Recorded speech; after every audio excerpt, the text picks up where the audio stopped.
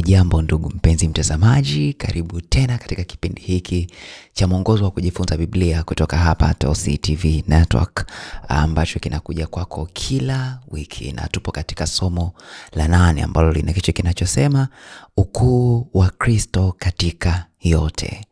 Ukuu wa Kristo katika yote. Na kabla hatujaendelea, hebu tupate ombi. Tuombe. Baba yetu mtakatifu, asante sana kwa saa huu. Asante sana kwa ndugu mpenzi mtazamaji ambaye anaendelea kufuatilia vipindi hivi. Fungua akili zetu tuweze kuelewa kile ambacho unahitaji kutufundisha katika jina lako Yesu Kristo. Amina. Fungu letu la kukariri linatoka katika kitabu cha Wakolosai 1 fungu la 15 hadi 17.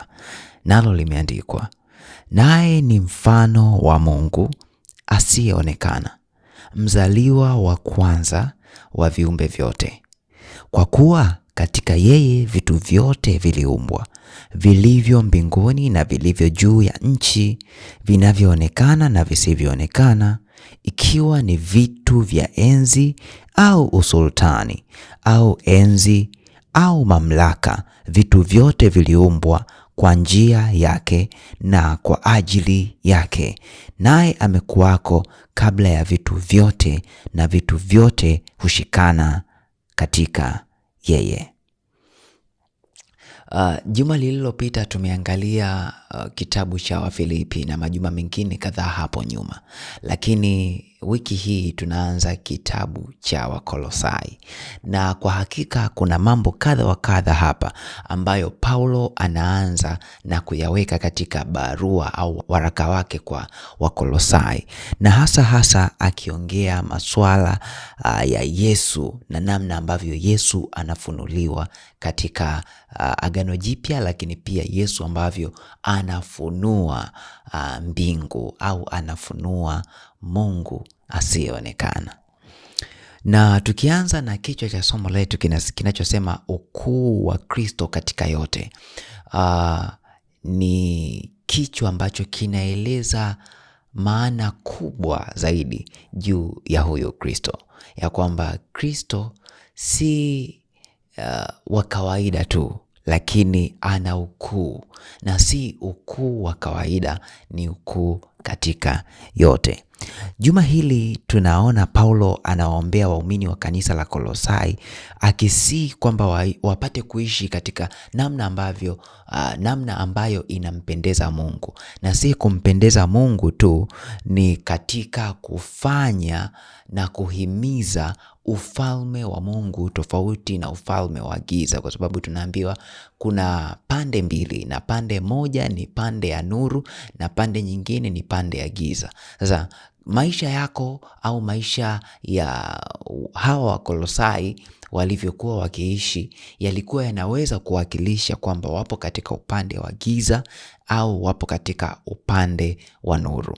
Na Paulo anawasisitiza ya kwamba waishi au wafanye matendo yao wakiwa katika upande wa nuru, kwa sababu watadhihirisha kwamba wapo katika upande wa huyu Kristo ambaye ndiye mkuu kuliko vitu vyote, na ambaye anamfunua Mungu asiyeonekana.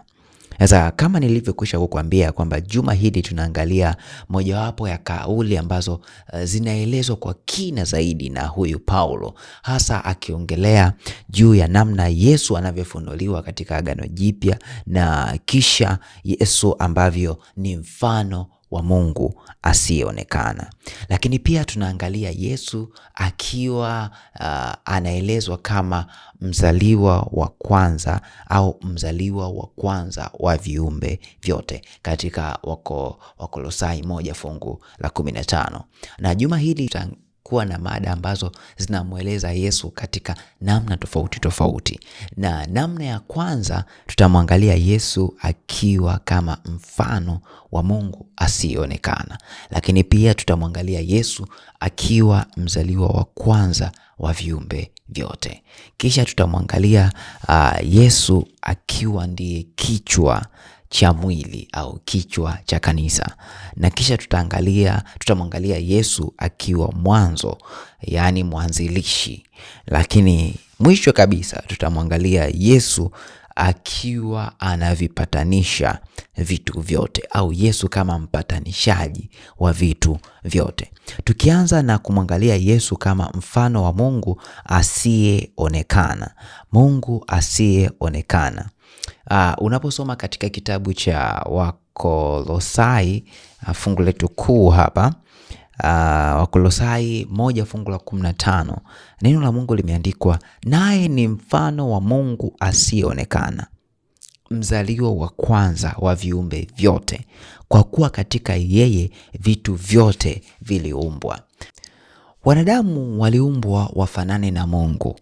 Na wafanane na Mungu katika nyanja ipi? Waliumbwa wafanane na Mungu kwa kimwili, kwa kiroho, kwa kimahusiano, lakini pia kwa kiutendaji. Yaani kiujumla waliumbwa wafanane na Mungu kwa namna ya karibu, kwa kadri ilivyokuwa inawezekana.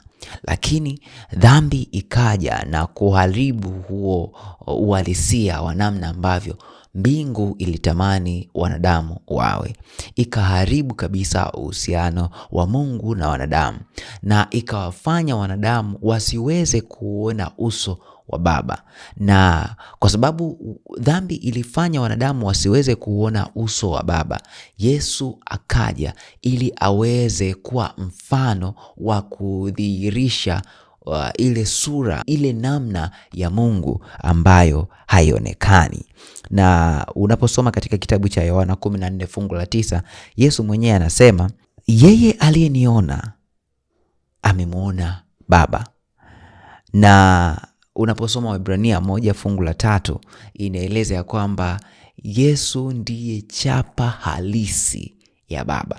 Kwa hiyo kutokana na dhambi kuja ulimwenguni na dhambi kuingia kwa wanadamu na kufunika au kuweka ule ukungu, kuziba kabisa namna ambayo sura ya Baba ingeweza kuonekana kwa wanadamu, basi Yesu Kristo alishuka na kutuwezesha kumwona Mungu asiyeonekana, yaani kutuwezesha kumwona Baba. Lakini unaposoma katika kitabu cha Yohana 1 fungu la 1, lakini fungu la 2, fungu la 14 na 18, kuna namna ambayo inasisitiza ya kwamba Yesu pekee ndiye ambaye anaweza kumfunua Baba na si mwingine. Natamani tusome hapo na tuangalie ni kwa nini au ni sifa zipi ambazo zinamfanya Yesu ndiye ambaye anastahili pekee kumfunua Baba. Yohana 1 fungu la 1 imeandikwa, hapo mwanzo kulikuwako neno, naye neno alikuwako kwa Mungu, naye neno alikuwa Mungu. Huyo mwanzo alikuwako kwa Mungu, vyote vilifanyika kwa huyo, wala pasipo yeye hakikufanyika chochote kilichofanyika.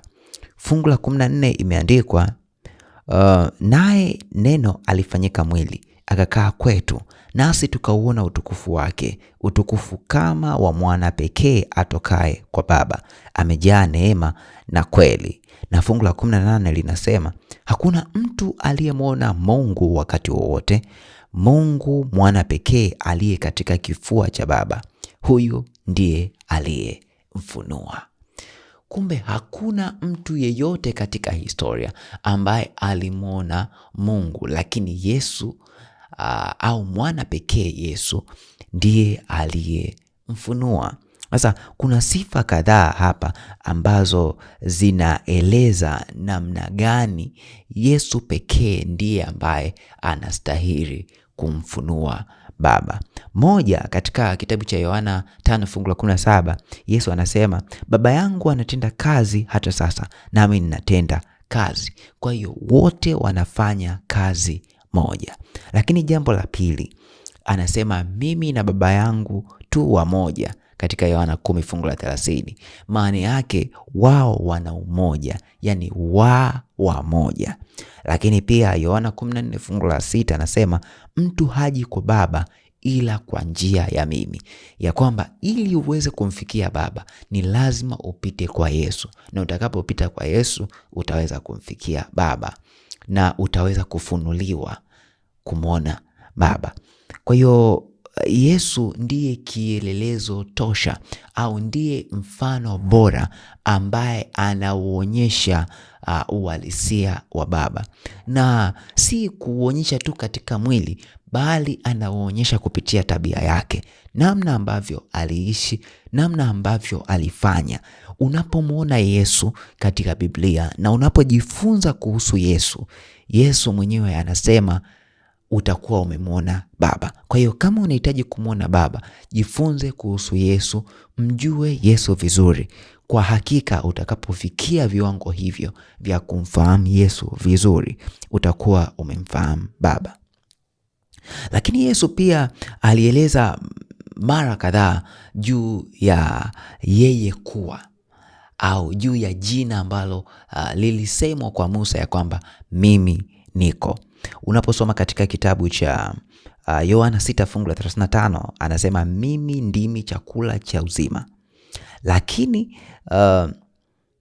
Yohana 10:11 na 14 anasema mimi ndimi mchungaji mwema. Lakini Yohana 11:25 anaendelea kusema mimi ndimi huo ufufuo na uzima.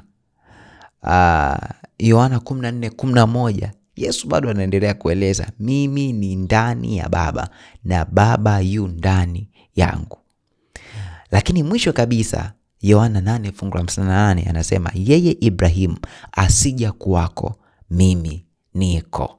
Mafungu haya yote yanaeleza juu ya jina la Mungu ambalo ndilo lililosemwa kwa Musa kule jangwani ya kwamba mimi niko ambaye niko.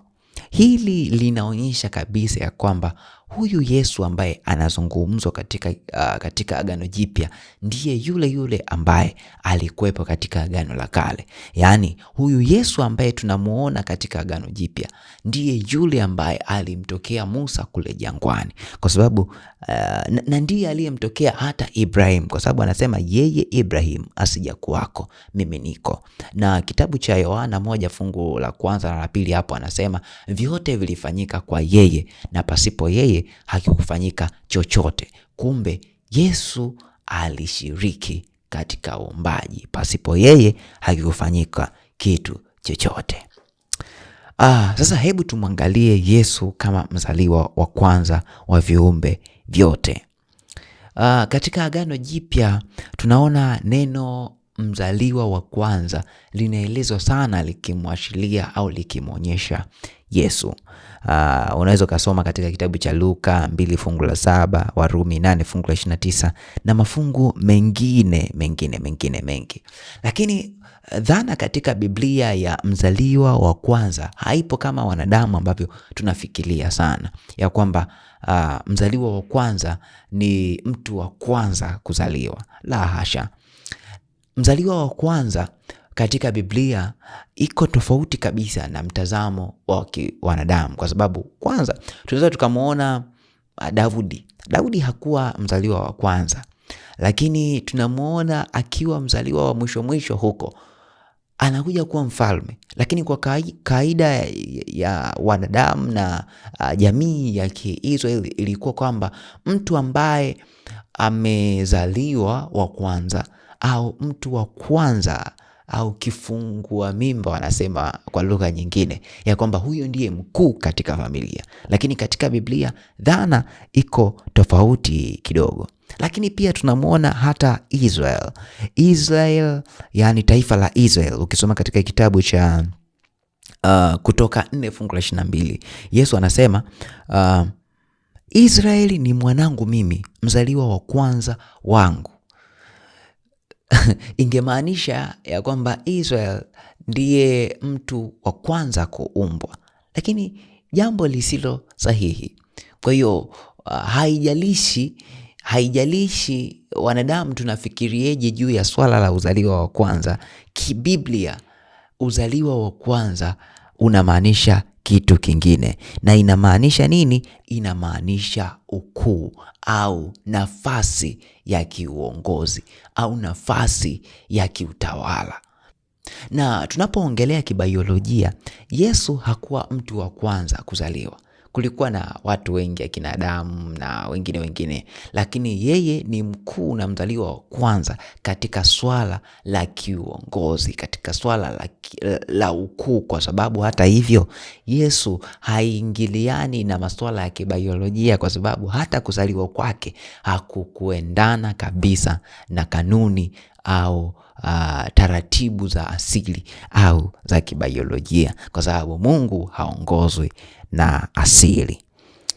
Unaposoma katika kitabu cha Wakolosai 1 fungu la 15 hadi 17, kuna maelezo hapa ambayo Paulo anayatoa kama sababu ya kwamba kwa nini Yesu awe au aitwe mzaliwa wa kwanza wa viumbe vyote. Na imeandikwa kama ifuatavyo: naye ni mfano wa Mungu asiyeonekana, mzaliwa wa kwanza wa viumbe vyote, kwa kuwa katika vitu vyote viliumbwa. Sasa sababu zinaanza hapo. Anaanza kwanza na maelezo kwamba naye ni mfano wa Mungu asiyeonekana, mzaliwa wa kwanza wa viumbe vyote. Kwa nini mzaliwa wa kwanza? Anaendelea kusema kwa kuwa katika yeye vitu vyote viliumbwa, vilivyo mbinguni na vilivyo juu ya nchi, vinavyoonekana na visivyoonekana, ikiwa ni vitu vya enzi au usultani au enzi au mamlaka. Vitu vyote viliumbwa kwa njia yake na kwa ajili yake, naye amekuwako kabla ya vitu vyote, na vitu vyote hushikana katika yeye. Hiyo ndiyo sababu inayomfanya Yesu kuwa mzaliwa wa kwanza. Wakati wote ukisema kichwa unamaanisha nafasi ya juu. Na natamani tusome katika kitabu cha Wakolosai 2 fungu la 10. Kuna namna ambayo kichwa kinaelezewa hapa. Wakolosai 2 fungu la 10. Neno la Mungu limeandikwa: na ninyi mmetimilika katika yeye aliye kichwa cha enzi yote na mamlaka. Na Waefeso 1 fungu la 22, kuna maneno pia mengine hapa yanayoeleza juu ya kichwa, ya kwamba akaviita vitu vyote chini ya miguu yake, akamweka awe kichwa juu ya vitu vyote kwa ajili ya kanisa, ambalo ndilo mwili wake, ukamilifu wake, anayekamilika kwa vyote katika vyote. Kichwa humaanisha nafasi ya juu, humaanisha nafasi kiuongozi, kiutawala. Na kuna namna ya mafungu kadhaa hapa ambayo yanaeleza juu ya kichwa, yani kichwa na namna neno kichwa linavyomaanishwa katika Biblia.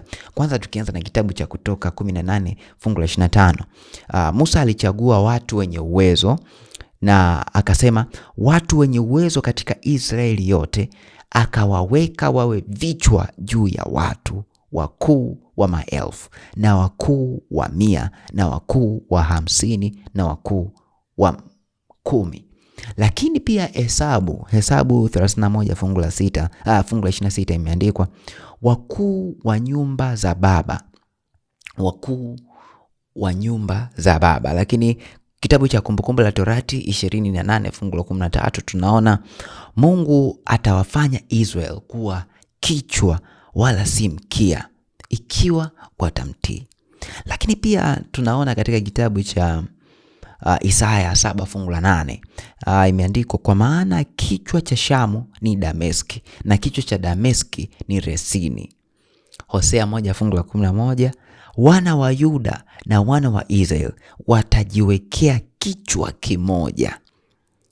Mika 3 fungu la 9 enyi vichwa vya nyumba ya Yakobo mnaoitawala nyumba ya Israel. Na Wakorintho wa kwanza 11 fungu la 3 kichwa cha kila mwanamume ni Kristo. Kwa hiyo Kristo yeye akiwa ndiye kichwa, kwa sababu tumeambiwa hapa yeye ndiye kichwa cha kanisa, yeye ndiye kichwa cha vitu vyote. Manake yeye Kristo ndiye ambaye anatoa maagizo, ndiye ambaye anatoa maelekezo. Yeye ndiye mtawala wa watu wote katika hii dunia. Kwa hiyo kama kichwa cha kanisa, yeye huwa anatoa uongozi na anatoa mwongozo na maelekezo, na si kutoa hivi tu, lakini anatoa na ruzuku, kwa sababu unavyokuwa kiongozi au unavyokuwa mtawala lazima utoe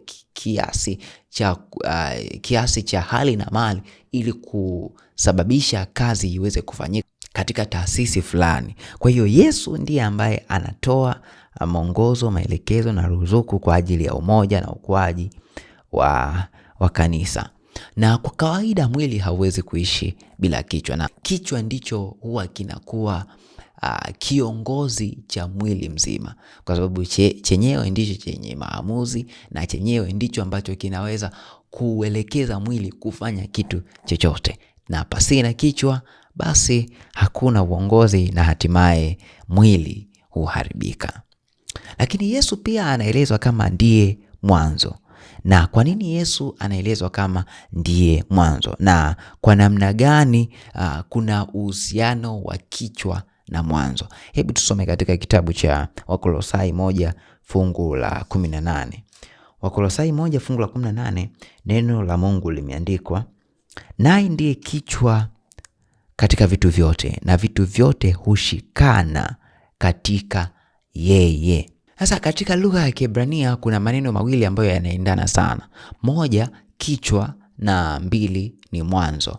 Unaposema kichwa kinaitwa ros, lakini mwanzo kinaitwa resit, na haya yanahusiana sana. Na tunapoongelea mwanzo, hii ni ile ambayo imeandikwa katika kitabu cha Mwanzo 1 fungu la 1 ya kwamba hapo mwanzo Mungu aliziumba mbingu na nchi. Kwa hiyo tunaposema kwamba Yesu ni kichwa au Yesu ni mwanzo, hawi tu kichwa kwa sababu yeye ni mtawala, lakini anakuwa kichwa kwa sababu yeye ni muumbaji, na yeye ndiye aliyeumba mbingu na nchi. Lakini jambo zuri zaidi ni kwamba Yesu sio tu muumbaji na mwanzilishi wa maisha na kanisa kama ambavyo Mwanzo inaeleza, lakini ndiye mwanzilishi wa maisha tena katika uumbaji upya.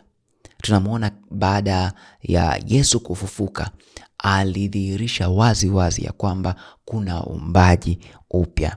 Yaani kwa lugha nyingine, kama Yesu asingefufuka, kusingekuwa na mtu mwingine ambaye angeweza kufufuliwa katika wafu. Kwa hiyo kufufuka kwa Yesu kulidhihirisha kwamba watu mbalimbali, watu wengi waliokufa wataweza kufufuliwa, kwa sababu ufufuo wa Yesu ni udhihirisho wa kwamba ameanzisha au ameumba tena maisha au uhai wa pili baada ya mtu kufa.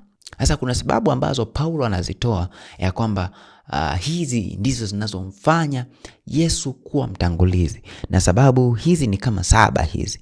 Moja, yeye ni udhihirisho kamili wa Mungu asionekana. Lakini pia yeye ndiye wakala ambaye kupitia kwake vitu vyote viliumbwa.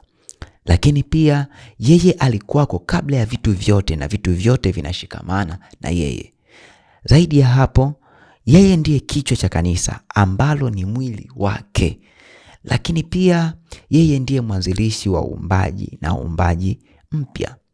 Zaidi ya yote, ameshinda dhambi na kifo, na hivyo kupata haki ya kuwafufua wote wanaoweka tumaini lao kwake kama Mwokozi. Lakini mwisho kabisa, yeye alikuwepo siku zote, lakini sasa kwa sababu ya haya yote amekuja kuwa mtangulizi kama kichwa cha wanadamu na kichwa cha kanisa. Huyu ndiye Yesu ambaye tunapaswa kumwamini, kwa sababu yeye ndiye mwanzilishi na yeye ndiye kichwa. Sasa hatuishii hapo. Yesu pia ndiye ambaye anapatanisha vitu vyote. Unaposoma katika kitabu cha Wakolosai 1 fungu la 19 hadi 20, imeandikwa 1 fungu la 19 hadi 20, kwa kuwa katika yeye ilipendeza utimilifu wote ukae, na kwa yeye kuvipatanisha vitu vyote, na nafsi yake akiisha kufanya amani kwa damu ya msalaba wake, kwa yeye ikiwa ni vitu vilivyo juu ya nchi au vilivyo mbinguni. Yeye ndiye mpatanishi wa vitu vyote, na kwa namna hiyo yeye amejaa na umilele. 2, amejaa hekima ambayo ndiyo inasababisha wanadamu wote waweze kushinda dhambi wanapoipata hiyo hekima kutoka kwake. Lakini pia yeye ndiye ambaye ameshashinda mauti. Kwa hiyo mauti haiwezi kusimama mbele yake kamwe. Kwa hiyo pale changamoto yoyote inapotokea au dhambi inapoingia katika jamii ya waumini au jamii ya watu, yeye anasimama kati kuhakikisha kwamba anaondoa vizuizi vyote vinavyoweza kumzuia mtu azuiwe na dhambi ili aweze kushinda kufikia ule umilele ambao yeye tayari anao. Kwa hiyo njia pekee ambayo kwa hakika dhambi inaweza kushindwa ni kwa kupatanishwa, na kupatanishwa kunakoweza kufanyishwa na yeye Yesu ambaye ndiye kuhani wetu mkuu asimamaye upande wa watu wa Mungu. Na tunaambiwa katika kitabu cha Yohana 3:16 ya kwamba kwa maana jinsi hii Mungu aliupenda ulimwengu hata akamtoa mwanaye wa pekee, ili kila mtu anayemwamini huyo mwanaye wa pekee asipotee, bali awe na uzima wa milele. Kwa hiyo basi, kwa kuishi maisha ya uasi, shetani na wale watu ambao wameamua kutotii au kutomwamini Yesu wanajitenga wenyewe mbali kabisa na amani ya Mungu, kiasi kwamba kuwepo kwake kwao ni moto ulao ambao utaweza kuangamiza. Kuna nukuu hapa ambayo natamani nisome kutoka katika kitabu cha Ellen G. White Evangelism, ukurasa wa 614 na 615. Imeandikwa, Baba ndiye utimilifu wote wa uungu katika mwili, na haonekani kwa macho ya kibinadamu. Mwana ndiye utimilifu wote wa uungu uliodhihirishwa. Neno la Mungu linamtangaza kuwa chapa ya nafsi yake. Kristo ndiye mwana wa Mungu aliyekuwapo kabla ya yote, anayeishi pasipo kutegemea kitu chochote. Katika kuzungumzia kuwepo kwake kabla ya yote, Kristo anapeleka akili zetu nyuma katika zama zisizo na mwanzo. Anatuhakikishia kwamba haujawahi kuwepo wakati ambapo hakuwa katika ushirika wa karibu na Mungu wa milele. Alikuwa sawa na Mungu asiye na ukomo na mwenye uweza wote. Yeye ni mwana wa milele anayeishi pasipo kutegemea kitu chochote. Haleluya.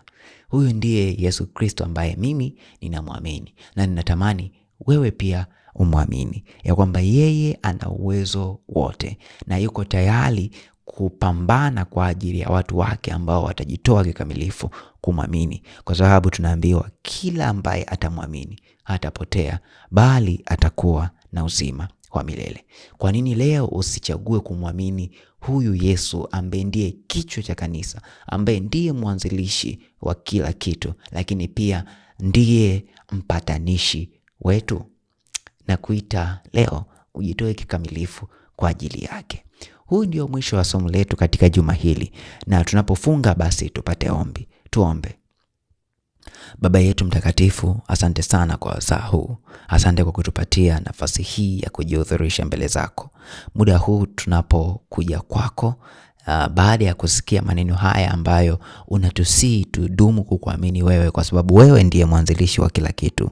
Tusaidie tukuamini wewe. Tusaidie tuishi kama wewe unavyohitaji. Tunaamini utatuongoza na utakuwa pamoja nasi na utatuwezesha tufanye sawa na mapenzi yako, katika jina lako Yesu Kristo. Amina. Basi ndugu mpenzi mtazamaji, ikiwa hizi video zinakubariki na kukutia nguvu, kumbuka kusubscribe hapa, lakini pia kulike na kushare na watu wengine waweze kubarikiwa zaidi. Mungu akubariki sana mpaka wakati mwingine. Asante.